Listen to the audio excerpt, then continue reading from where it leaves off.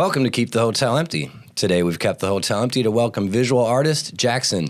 Jackson, welcome, my friend. Thanks for having me. I appreciate it. I'm excited to be here, man. Excited to be here. Dude, we're excited for you to come down. I know that Seth's been looking particularly forward to having down here, and I checked out a bunch of your art, and I'm stoked to be able to talk to you too. So thank you for taking the time. Of course, man. No problem. So I want to kind of start at the start a little bit. That's kind of our thing here. So can you rewind me to the point in your life when art starts to be really impactful for you? Yeah, definitely. So it was around high school time when I was around 17, 18.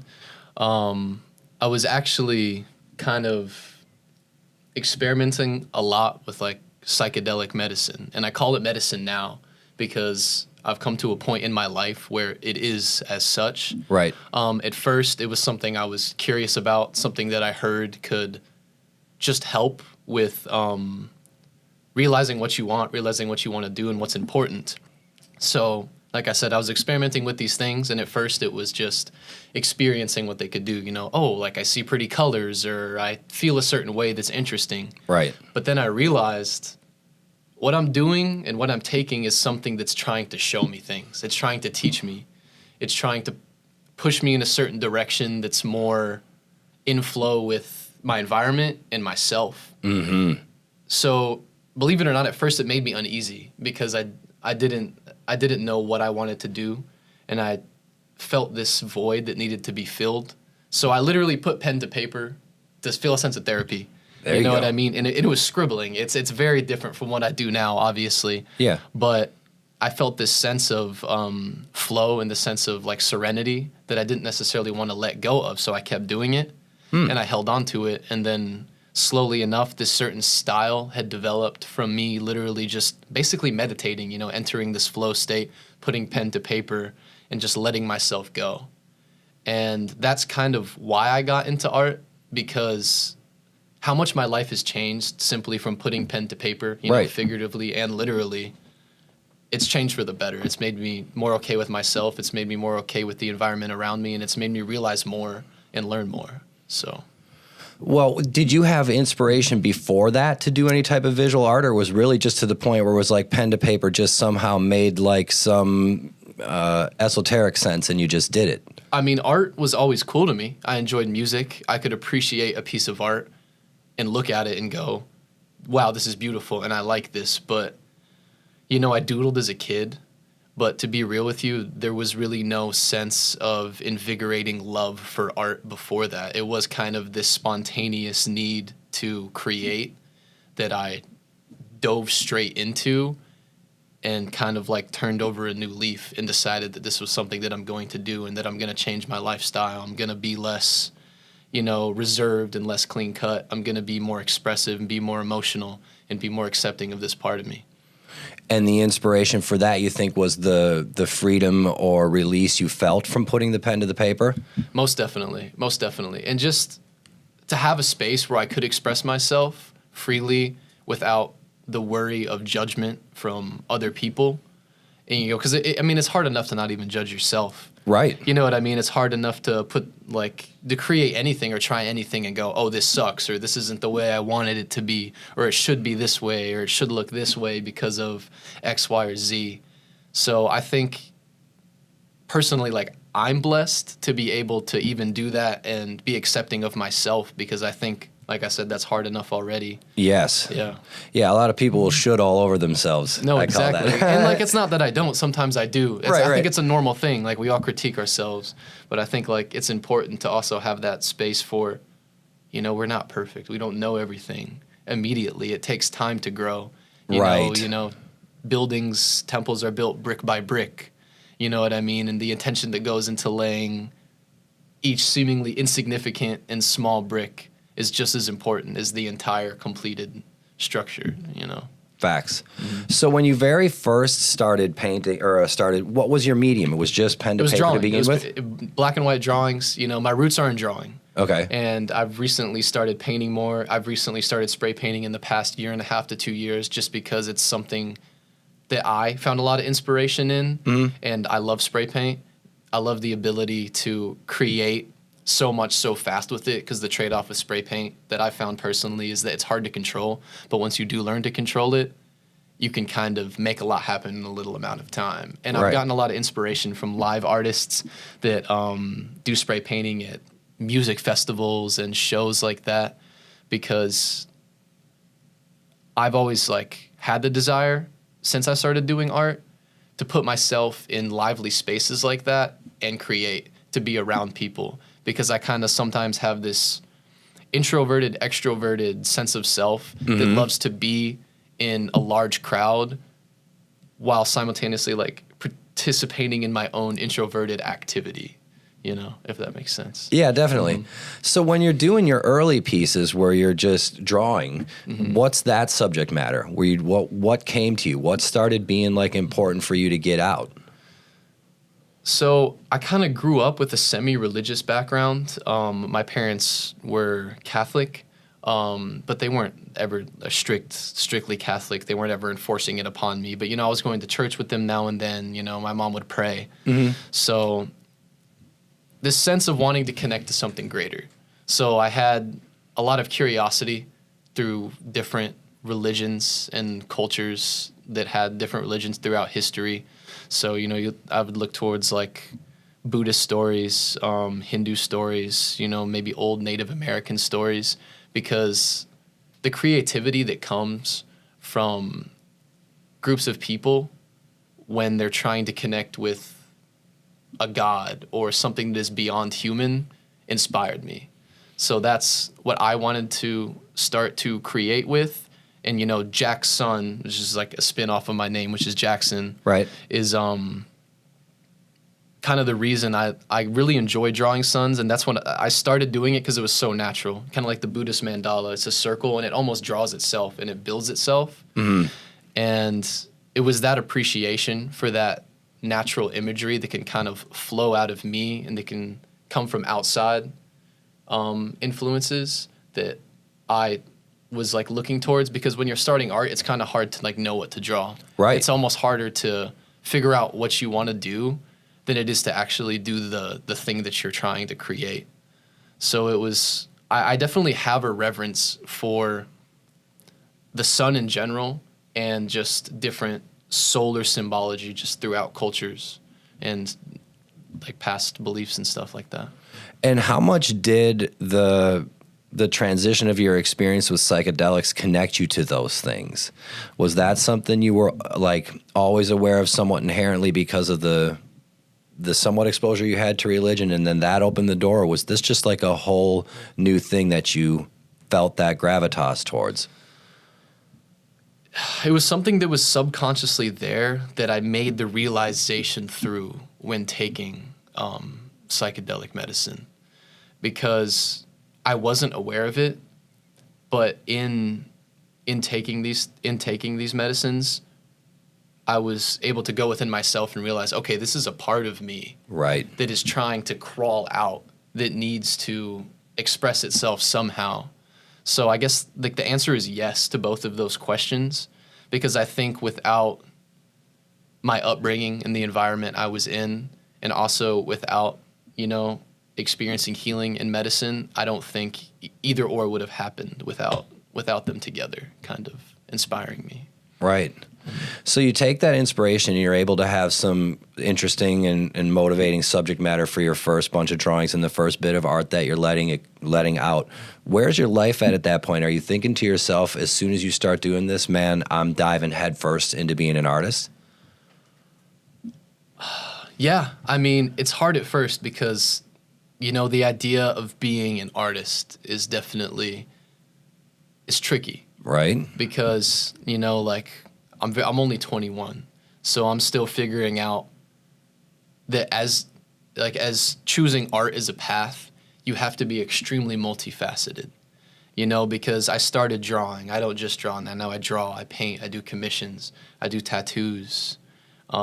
I'll help people design album covers. I'll make merchandise. I'll make shirts, because it's completely freelance work to some degree. You're not really tying yourself to money and resources that have been established for a long period of time. You're saying, I'm taking a sense of self, and I'm trying to basically live with it. Right. And my intention isn't, I need to make money, but my intention isn't necessarily, oh, this is going to make me rich, because I strongly believe that I have a sense of richness that values life and relationships and happiness more than just getting money. And like I said, I realized, but that money is necessary to have to be able to do things because of the world that we live in. Right. But which carriage goes in front of which horse? Exactly. But like you asked, yes, I did want to dive in, but I was terrified. I still am scared. Yeah. Like, you know what I mean? There's some days I'm super confident. I'm on my high horse. And I'm like, I'm doing great. This is the best day ever. And then sometimes I fall off that horse and it feels like I rolled down to the deepest of the depths that you can go to. And I'm like, wow. Like, yeah, I think, is art even helpful? Has it really helped anyone besides me? Is it self-serving? Because, I have this desire to inspire others, this desire to create art that makes people understand unity, that makes people understand soul, that makes people understand the importance of creativity. And some days I feel like I'm not doing that at all. Well, even if you're doing it for yourself. Exactly. That's the devil's advocate to it all. Mm-hmm. Maybe I need to do it just for me. Definitely, right.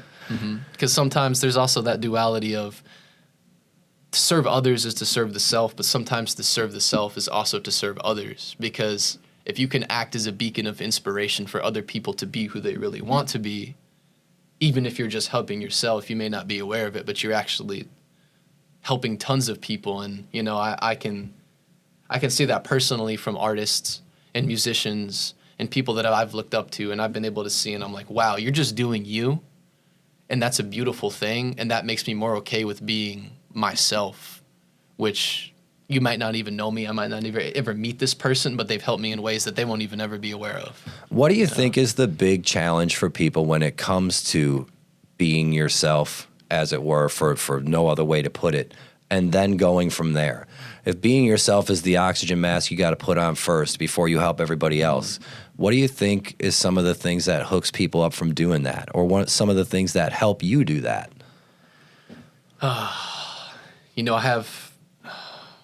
I'm glad that my family, sometimes they don't understand the path that I've taken, but they accept it and they choose to, love and support me. I've surrounded myself with friends who support me, and, it's really good. Like, no one can do anything alone. Right. I don't do anything alone.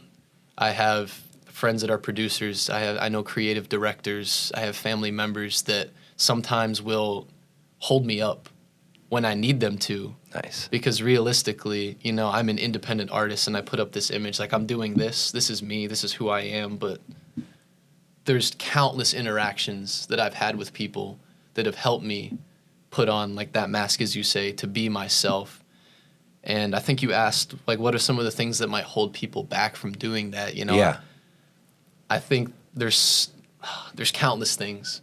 But I think maybe for me personally, it's looking back on norms and ways of life that I guess my mother and father and then their parents and the generations before that just go into your ancestors that have had to get used to and have had to live and that have to live with just so that they can survive. Right. And I think what makes us special as humans, this makes us different than just being an animal, is that we can have conversations like this and we can have these realizations of, yes, I need to survive because I am a living, breathing human, but we can talk about love, we can talk about creativity, we can talk about inspiration, we can uplift each other.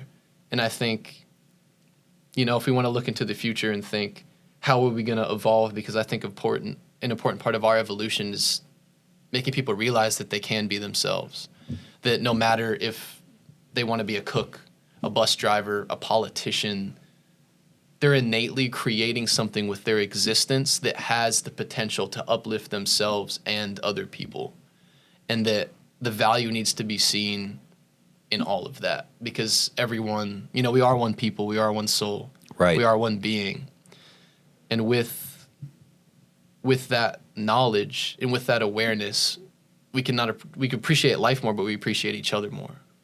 Right, and that's really the value that's maybe gotten a little bit sidestepped. For sure, for sure. So you mentioned a good word in there, survival. You got to survive. Yeah. So you start making these drawings and you're starting to branch out a little bit. At what point are you doing this to survive? When's the first time you start putting yourself out there as this is going to be my career? I mean, let's see, I was like 20 or something like that, bartending. And I was like, I'd sold a few original pieces here and there, but that were drawings? Yeah, that were drawings, but still not enough as frequently to like make it like a living. Mm-hmm. And making it a living is still something I'm working on, because sometimes I have times where there's a lot of work, and sometimes there's times where there's not a lot of work. So it's putting myself in a certain, area to make money for the time being so I can survive. But I think the first time I did do it, like I said, I was around like 19, 20. I was just like, no, I was like 18. I was younger. I was like, I'm just going to make some shirts. I'm going to see what's good with that. I'm going to put a lot of money into making a large amount so I can actually make some return on them. Mm. And it was a weird feeling, because I was like, art needs to be art. It doesn't need to be these like mechanically reproduced things. Like that old chestnut. Exactly. But I was like, no. I was like, this is important, and it makes my art more accessible to people that might like it. And through doing that, I realized, I was like, wow, more people appreciate my art than I thought. And not everyone has the ability to commission you to do something. True. Some people want to just wear your art or have a print or have a knickknack, or a lighter or a coaster, and say, now I have this piece of art from an artist that I really respect and that I really love, and now I feel more connected with them. And I think that kind of really opened my eyes to being able to, survive as an artist, that artists don't necessarily just have to sell art. And art can be anything, and it's not just a canvas, it's not just a drawing, That's one of the points where a lot of artists will get what I call precious about their stuff. Was it hard for you to get over the thought of preciousness, or that just hit you that strongly? You were like, no way, I have to do this and be more broad. At first, yeah, there was that sense of preciousness, because, I did start art as kind of almost like a meditation. It's something to help heal myself. Right. So I was kind of, I don't even know the word, maybe spiritually pretentious is the word about it. I was like, no, this is something that needs to be sacred. It doesn't need to be sold. It doesn't need to be this. But that's a very elevated idea. And not everyone's there. We're human. We sell things. We trade things. We buy things. We give each other things. We ultimately inspire one another. Exactly. We ultimately inspire one another. So it's like, there's this... I think Nietzsche wrote the book that Thus Spoke Zarathustra. I think about him, because he's this sage that would sit in a cave, and he would meditate for months at a time and make all these realizations about the universe. But whenever he would go down to humanity, he would try to communicate them, and people would laugh at him. You know what I mean? People would say, like, what are you saying? You're crazy. So it's kind of that realization of what's good what good is it if I am comfortable and I realize the importance of something if I can't share it with everyone else. Right. Where do you think that feeling comes from? Because some people do like to have that feeling, and kind of almost like, there's like a gatekeeping to spirituality and artistic manifestations and things. How do you feel differently, I guess? This is a big guess, because I can't speak for people that have chosen that path. Right. To kind of be very particular. And, that's a good word for it. Gatekeepy about their spirituality. Is, I think, if we go back not even too far in history, maybe just like 100 years, like maybe even less, people were persecuted for these kind of things. Right. So I think people developed schools and groups of thought and spirituality that they hid, because they didn't want to be persecuted, whether that was social persecution or literally getting executed. Right. And those are intense things. So I think, it's hard. I don't think any group I don't think any spiritual group is going to wake up one day and go, okay, I can just release all the trauma that I've tied myself to because now I'm this type of religion or this type of spirituality.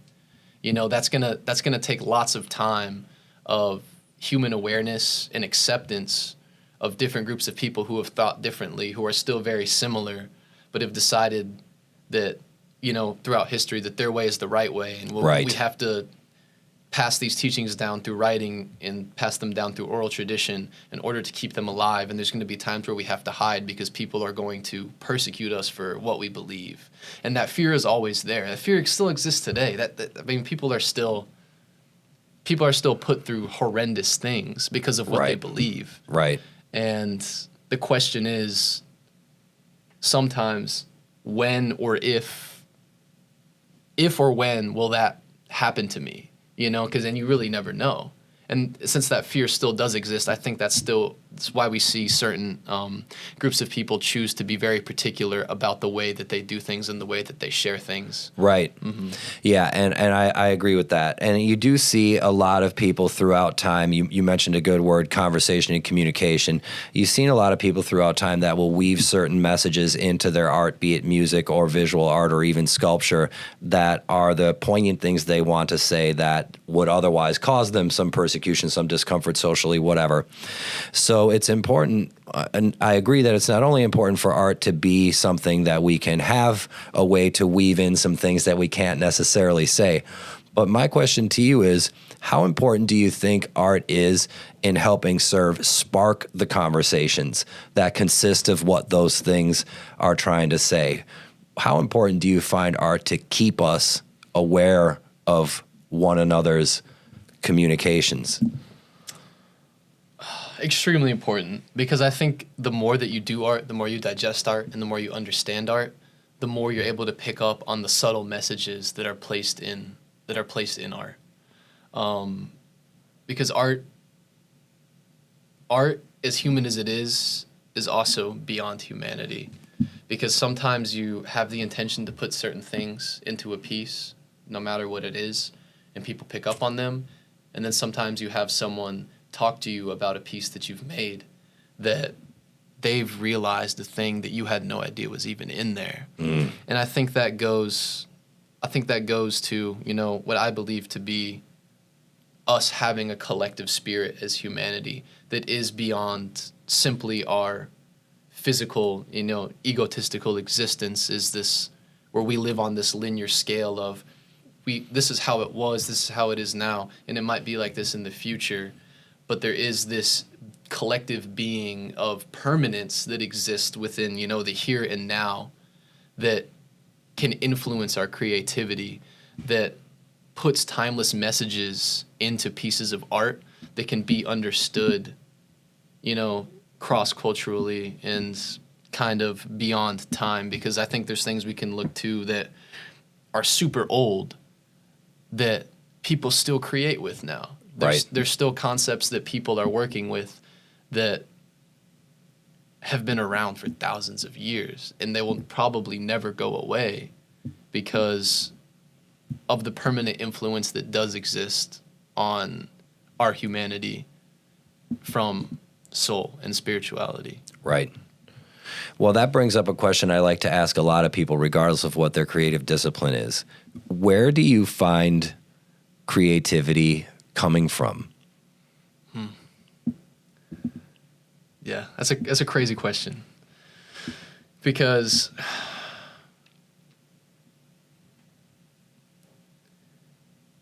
in some sense, I think creativity comes from God, in a sense. You know, I don't tie myself to a particular version of God. I just like to use God as the word because I believe creativity is this unfolding energy that's always present. Mm-hmm. Creativity is not done. Creativity didn't happen. Creativity is this continuous moment unfolding here and now. So I think it's part of the substance of existence. Creativity is one of the components of our reality that's continuously unfolding and continuously happening. And I don't think, and I think we can feel our way into it. And as we feel our way into it, we become part of it, or we mirror it, or we, for lack of a better word, translate it. Yeah. By making things. What do you do? Creativity is one of those things, and I agree a lot with what you just said personally on a side note, but it's one of those things that some people they try to make themselves do. I'm going to sit down and paint. I'm going to sit down and write a song. When you go to do the creative process or allow creativity to come through you, what do you find are the best practices for you? How do you let it happen? Feeling, emotion. Can you just sit down and paint, or are you or do you prefer to wait for when you're feeling it, for want of a better way of putting it? I can always sit down and make something, but I cannot always sit down and make something exactly the way I want it to be made. Sometimes I can like for commission, I can make it happen. Right. But it's not the same as taking a moment, because sometimes there's just moments of inspiration where it's like, oh wow, I really need to create on this idea. Mm-hmm. I'm feeling very inspired. And there's also moments where I'm not necessarily feeling inspired, but I want to make something, so I sit down and I just really like kind of meditate on how I'm feeling. And through that feeling, because like also feelings to me aren't just something that that comes from within. It's not just, oh, like am I happy, mad, or sad, or blah blah. It's literally like realizing that your body is an internal and an external receiver that experiences the environment and the vibrations around it that creates this emotion. And as you're feeling this emotion, it's like, where is this coming from? What is this making me think? What's an image that comes to mind through the way I'm feeling right now? And then kind of creating with that and letting it take you. Yeah, amen to that. How do you think we become better receivers? Man. Or what's the trick to tuning? What do you find the trick to tune? Because I feel a lot that same way. Mm-hmm. And it's like, I feel like if I always liken it to tuning a radio dial for people to remember doing that. Mm-hmm. You know, you'd be static, then all of a sudden, hey, there's a song. Mm-hmm. And as long as you can have your antenna up and tune slow enough, you can find the thing. Mm-hmm. So how does that work for you? How do you find that working for you? Or what do you think helps people be better receivers? I think everything from treating your body and your mind well physically, whether that's, any form of exercise, making sure that you're eating well, that you're hydrated, to the very, gross material, like physical things that you need to do. Right. And then also treating yourself well mentally. Because, and I think, they're both hard in their own sense. Exactly. But I think we were talking about it earlier, having that ability to allow yourself the space to be. Because I think a lot of people, it's hard for them to even sit still. It's hard for them to even be alone and be with themselves, like sit with their demons per se, because sometimes that's terrifying. Right. Sometimes it's the worst thing to be with yourself because of how you don't realize how disrupted your mental plane is. Right. And clearing that up is different for everyone, but I think finding a way to make yourself realize that your mind truly is under your control. It truly is. And yes, there are outside influences that make you think a certain way, but you are still creating those things. And if they seem like it's not you, I think it's just a disconnect with the subconscious part of yourself that kind of is like on this, like this part of you that's like, it's automatic. Right. It's always going and it's always running. And I think that acceptance of, I have this part of myself that is being created by me, but is still not under my control. Yeah. But that's okay, because we all have that and we all experience that. And some people might experience it beautifully. Some people, it might be straight up terrifying, but there is no right or wrong to that. Right. It's just, you should allow yourself the ability to tap into and experience that and get through it. Whether you need to be strong or whether you need to be happy or whether you need to feel sad about what you're experiencing, that's fine. That's okay. Because that's a part of you that is kind of begging for a sense of awareness. It's like, hey, like, don't ignore me. I'm here. And I'm being created by you, even if it's not this normal way of thinking and creating that you're like actively in. Right. You know, it still needs to be experienced. Yeah.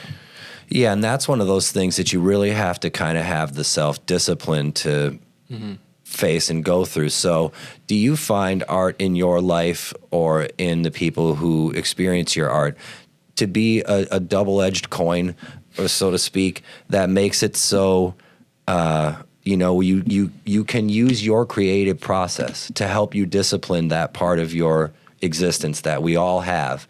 And then when someone experiences your art or art invariably, they can use the inspiration of that art to then try to help them discipline that part of themselves. Do you find that to be like a recycle symbol, for want of a better way of putting it? No, definitely, because I think especially if someone sees you creating art, that's why I've really gotten into live painting. Right, gotcha. Because like a lot of times, like, I don't know if you've seen a doodle grid. You know, when people do doodle grids, like on murals and stuff, you're it's talking? just a bunch of random. Yeah. It's like a bunch of random crap on the wall almost. Yeah. You know what I mean? Yeah.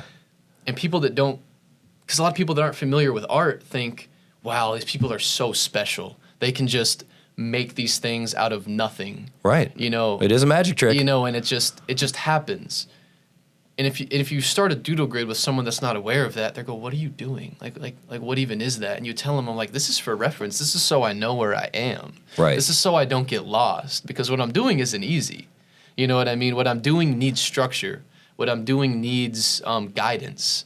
It's not simply flowing magically out of my hand and coming onto the canvas because I'm different. Willing it so. Yeah, or I'm super talented or I have these superpowers. It's like, no, like there's as much effort into setting up the structure for my creation as there is into actually like making it. Crucial. For sure. So when do you start branching out into the bigger mediums and things that make you start to get into, now I need a doodle grid, now I'm changing up? When do you start getting into spraying and that being more of your thing? I had a desire to create big because my pieces started off like as these very intricate and like small detailed things, and I was like, man, I'd love to just put this on a wall, you know. And it's like I like to say like to myself, like I like to talk to my art, you know what I mean? I like to see my art as a being that I have a relationship with, and I don't want that relationship to be too selfish and possessive on my end. You know what I mean? It was like if my art was a person, how would I want to treat a person? And, you know, you don't want to lock a person away and keep them hidden. You don't want to limit a person. You want them to experience all the versions of themselves that they can and all their beauty, and you want people to be able to see them. So that's why I kind of like started spray painting and doing stuff big, because I want to put art in public spaces, because it's like my art is begging me to be seen. So I want my art to be places where people can also experience it and see it, so my art can be appreciated for another form of itself. So is that your main focus right now, to do the bigger pieces? Yeah, for sure. It's definitely my main focus right now. Like I'm still drawing. I'm still tattooing, doing other things, but right now it's how can I paint murals? How can I get this style that I've wiggled my way into publicly presentable, so people can experience a very similar yet new form of artistic representation. Yeah, well, it seems like you've definitely got a knack for the wiggle. So, so let's rewind just a tad bit. How do you start getting into the tattooing? Was this just the thought in your head that you needed to be able to diversify, like you were saying before, and make sure you weren't pigeonholing yourself? Yeah, exactly. And I mean, just it's also I think such a cool medium. And people started asking me for tattoos before I even learned how to do it. And I was like, wow, that feeling, I felt so grateful that someone wanted a piece of my art on them. And then, like you said, it's like diversifying onto another canvas.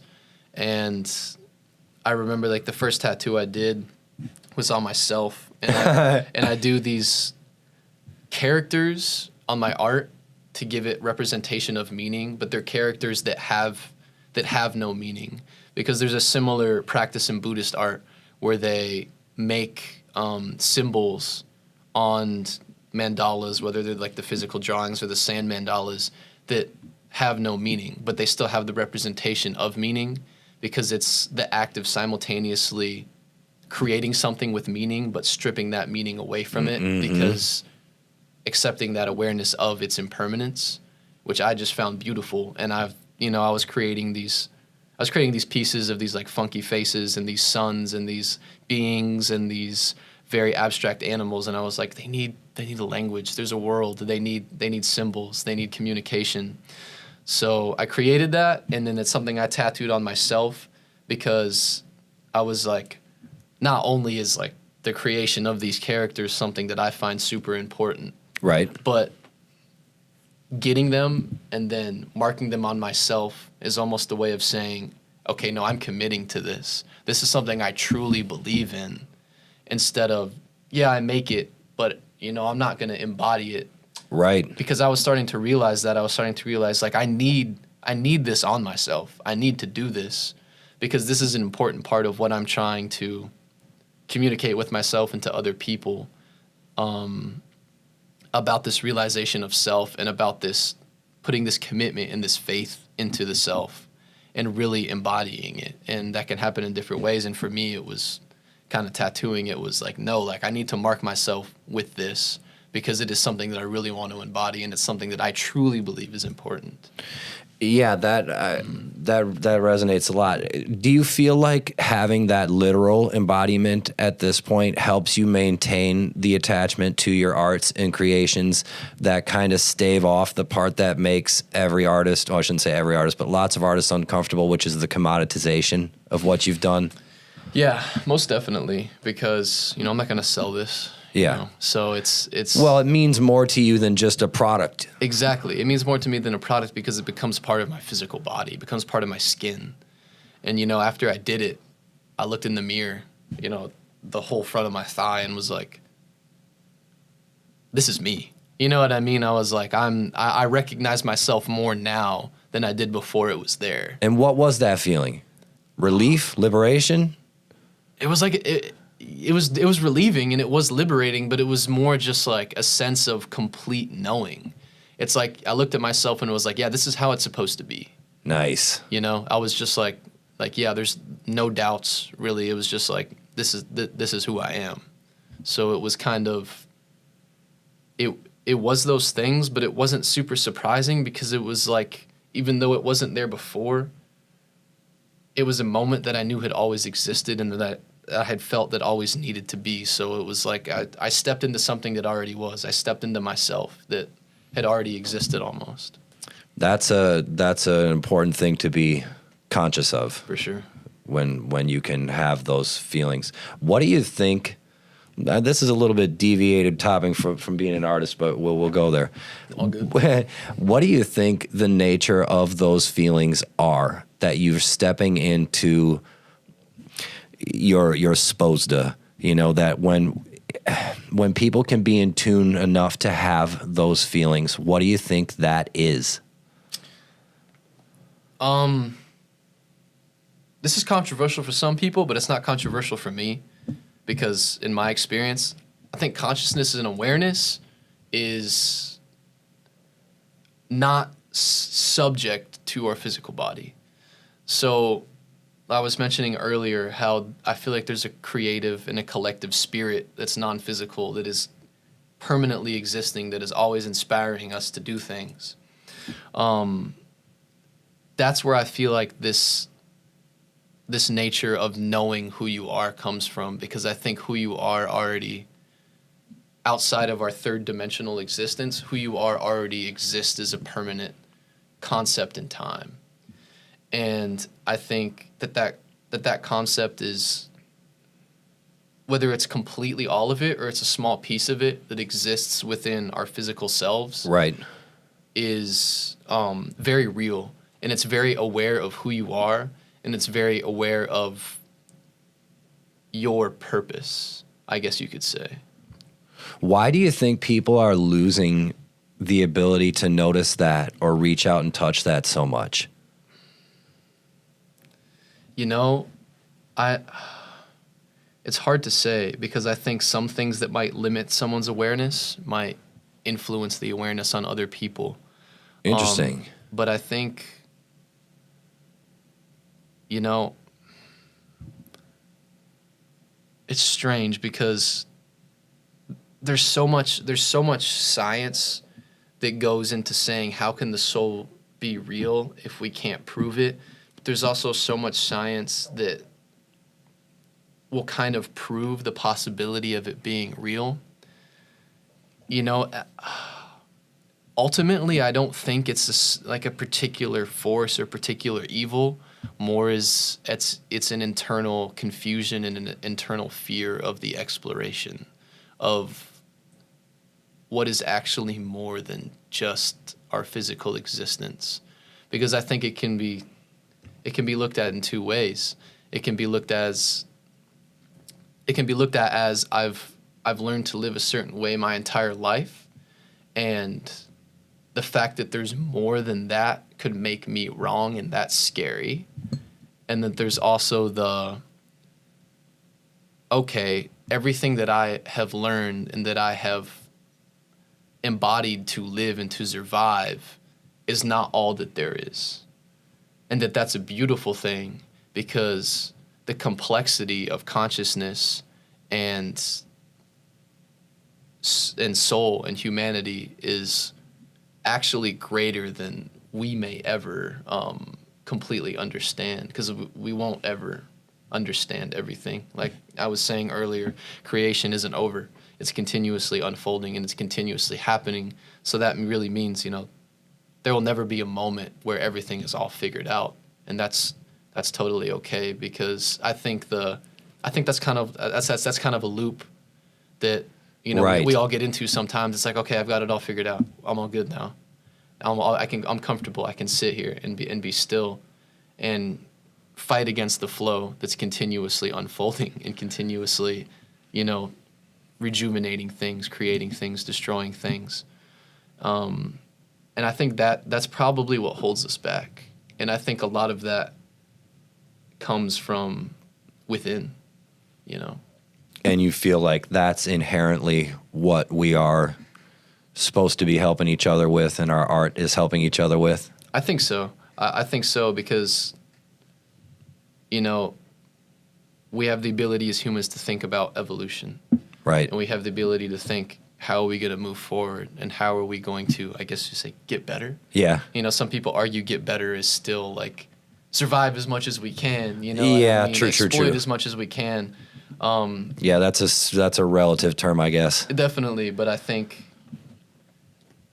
also, moving forward with that like concept of how are we going to get better is becoming aware. Right. And inspiring other people to be more aware of themselves, and communicating the complexity of existence, and that there might be stuff beyond just what's right here and what's right in front of us, and that we don't necessarily have to completely dismantle our like three-dimensional sense of self to get there, and to be like, okay, like, well, it doesn't matter that we're human then, like nothing matters. Yeah, right. And maybe that's the trick. Maybe that's the trick. You don't have to embody nihilism to be existential. Right. And it can be both. You know what I mean? There's so many versions of yourself you can explore. Some people have the ability to really, I guess, get their mind out there and think of insane concepts, and get to very, I would say, crazy dimensions of thought and crazy dimensions of feeling and awareness, and still be human. Right. And still be real, still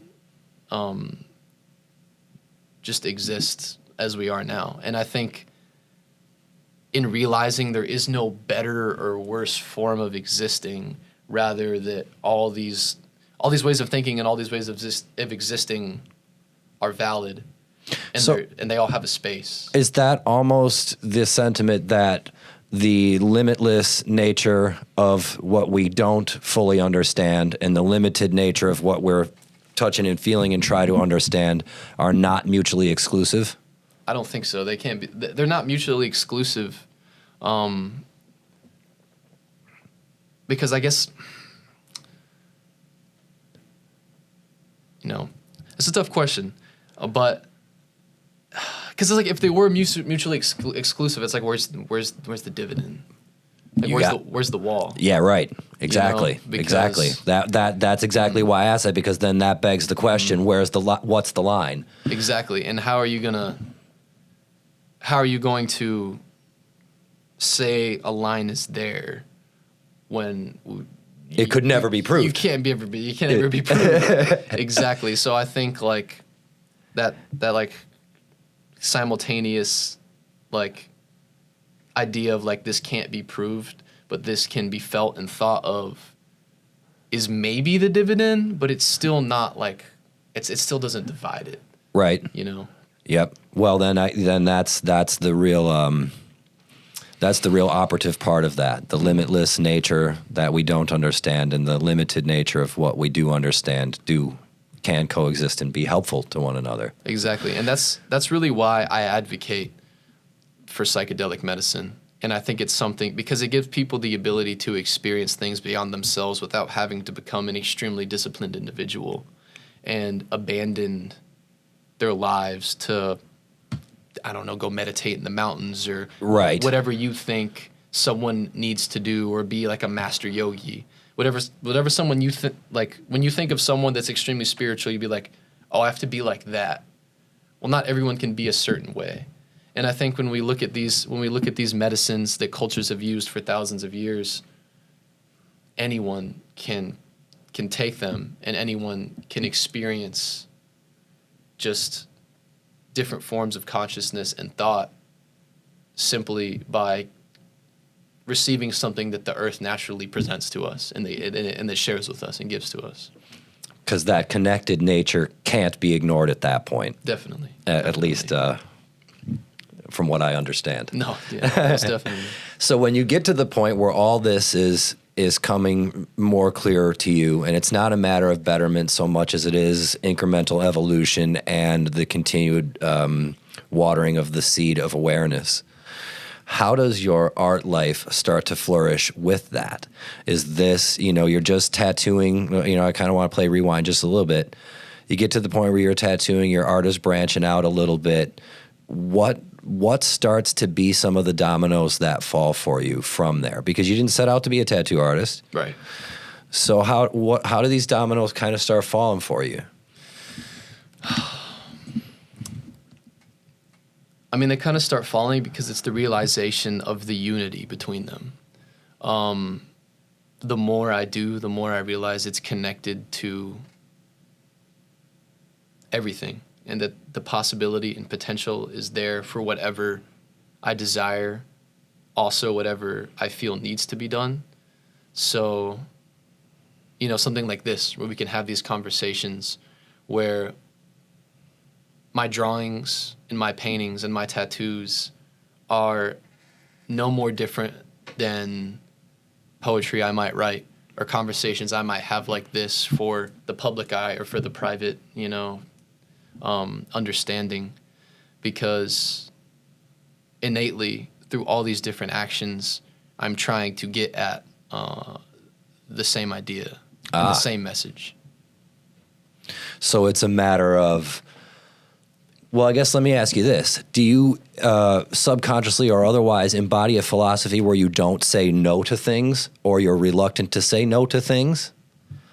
I mean, definitely. There's certain things I'll say no to because there's sometimes I know it's either not the time or it's not for me.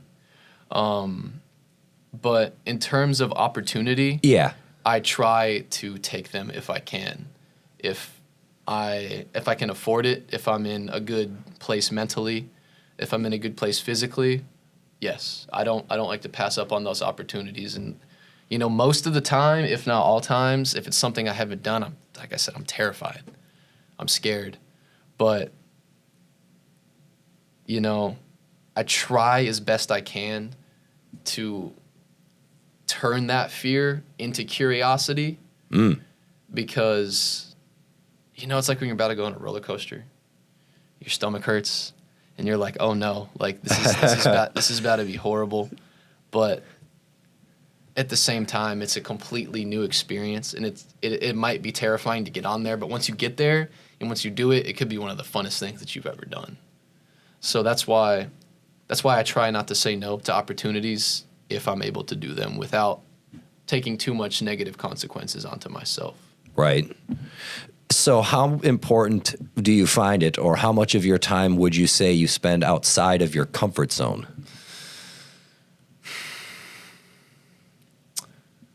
A pretty balanced amount of time. There's times where I spend a lot of time outside of my comfort zone, and there's some times where, you know, I'll snuggle up in the comfort zone and I'll stay comfortable for a while. And sometimes it'll take a little bit of shaking to be like, hey, you know what I mean? You can't always be comfortable. You need to get out of that. You need to go experience something new. Yeah, and what are those moments like? You know, they're weird and they're enlightening because sometimes, you know, I find myself fighting against them. Right. And then it really takes a second to be like, why am I fighting? Like, what am I afraid of? What do I not want to accept that I was either wrong or that I was scared or that I was confused? Like, and going like no, that's fine. Like I was wrong and that I need to feel wrong. Yeah, those are tall mountains. And that doesn't make me like a bad person. That makes me human. Yeah, a lot of people feel that way though. No, for sure.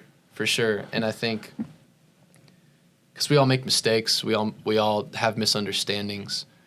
And I think it's important, you know, for myself to realize when I'm being closed-minded, or I just need to be like, listen, I don't understand what's going on, or I don't agree with what's going on, but let's talk about it. This is making me feel weird, but let's talk about it. And sometimes it changes my mind, and I'm like, okay, this is great. I love this. Or I can be like, okay, this is not necessarily for me, but I understand why it's for you. And I love that you have shown me why it's good, even if I don't agree with it or I don't want to embody it, but that's okay because difference is important and that there's unity within difference because, like, you know, everyone can't be the same. Everyone can't think the same. Everyone can't feel the same. And the idea that we can be united through division, that we can have different groups of people, that we can have different beliefs and different ways of doing things coexist instead of this tribal mentality. Yes. I live a certain way and I do this certain thing, and that's how it needs to be. And anything against that is either in la la land or it's wrong or it threatens my existence. Because I think changing that mentality is important. For sure. Right.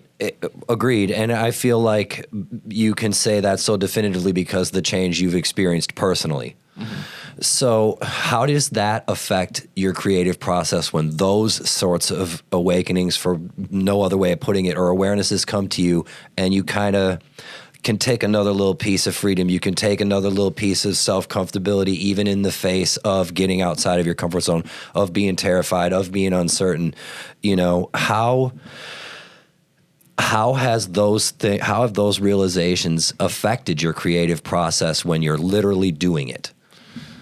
It's made it flow better because I think when I can take any negative impositions I've put on myself because of a misunderstanding or a disagreement, and I can create with them, that's where it becomes magical. That's where I think you literally turn dirt into gold, because you might think that what you're feeling and what you're imagining or whatever is wrong or is bad, but then you realize you can take that energy and change it into something beautiful, change it into art, change it into music, change it into a conversation, change it into a rejuvenated relationship, then you've realized how to harness magic as a human being. Yes.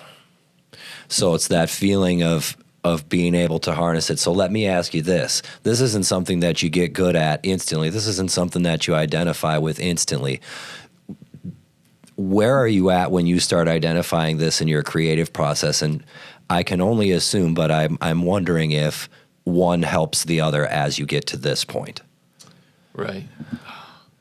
You know, for me, they've always been in an upward dance, if that makes sense. There's times when one is the leader, when one is more dominant, and they tend to kind of trade. They tend to kind of trade positions, because there's sometimes I'm just, you know, where the art and the creativity is leading it, and there's sometimes where the emotion and the experience is completely leading it.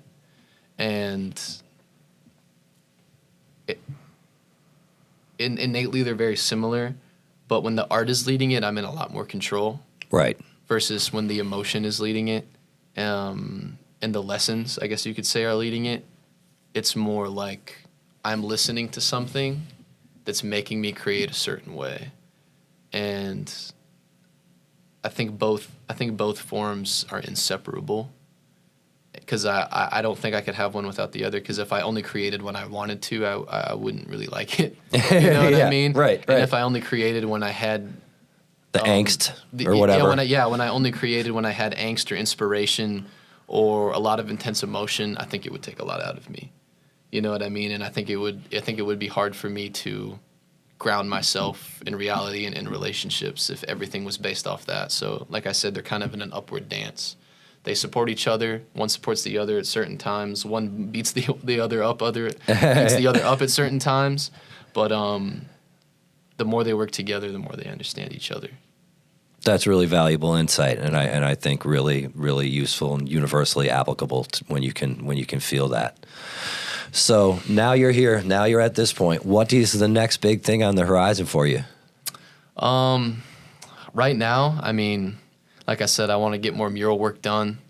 I have a lot of ideas about stuff I want to do personally. There's this like idea I have right now that I might do or I might not do, called the Free Mural Project. Mm-hmm. And it's what it would start off with me going to spaces that aren't necessarily, I guess you could say, vibrant, that don't have public art. Mm-hmm. And having companies or people with private properties basically just cover materials, and then I would go paint there, and then hopefully, if I can get like funding for this, I would take under-recognized artists with me to do the exact same thing. Like, look, I have this group of very talented people that need support. They need to build resumes, or they need to understand what it's like to do such a project, and that they have the ability, that they're extremely talented. They just don't know the right people, because there's so many great artists that are just going unseen because they just don't know the right people. Right. And it's